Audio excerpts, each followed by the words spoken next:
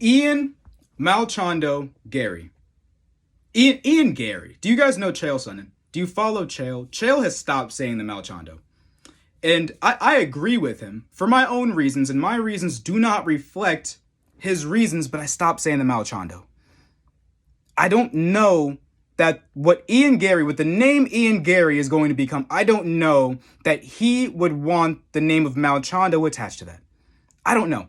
Because I don't know if the situation that he is in is befitting of the publicity that it's receiving.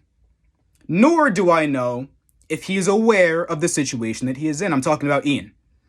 So a lot has come out about Ian Garry, his marriage, his family situation. A lot's come out. And there are parts of that I'm sure that you, the watcher, can level with. You and your window sheen that you can level with. That you can say that you've had a thought, an opinion of some sort, and you were talking to somebody, and you wanted them to understand you. You wanted them to believe you. You wanted them to get you. And in order for them to get you, they'd have to understand the additional context. If there's something out there that is a fact, there is a such thing as a fact that with context, that fact can mean something else. So if there was a book written by somebody that appears to be a completely serious book until you read it, then you could be completely wrong. If somebody were to write a book called How to Be a Wag, you may assume on first glance that they're trying to teach you how to be a wag. But with the additional context, and keep in mind, I'm not swayed on this. I'm not on the side of Ian Garry. I'm just willing to be swayed. I'm willing to have my mind changed. I'm willing to join his side. And you should be too, because you should be looking for what the actual answer is. And what Ian Garry did, which is a genius, he's genius on his part, was give you a list of questions and then give you things that seem to be the answer. Who is he married to? Who does he live with? What is his last name? All these things. And he seems to have given you the answers, and you fell for it.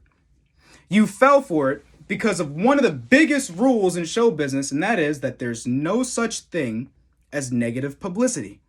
You don't need to like Ian Garry for your attention to make him rich. I don't like Ian Garry, namely because of the way he treated a veteran of the sport in Neil Magny.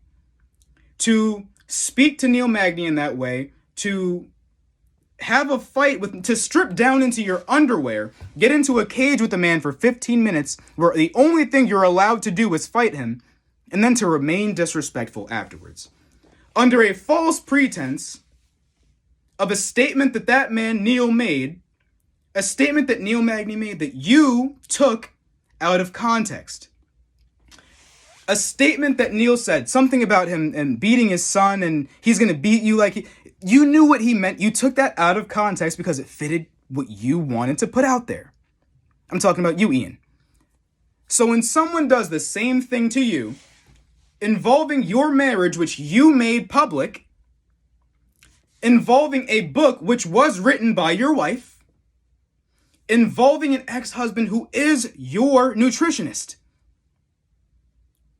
It's a tough ask for Ian Garry to assume that we all understand the context.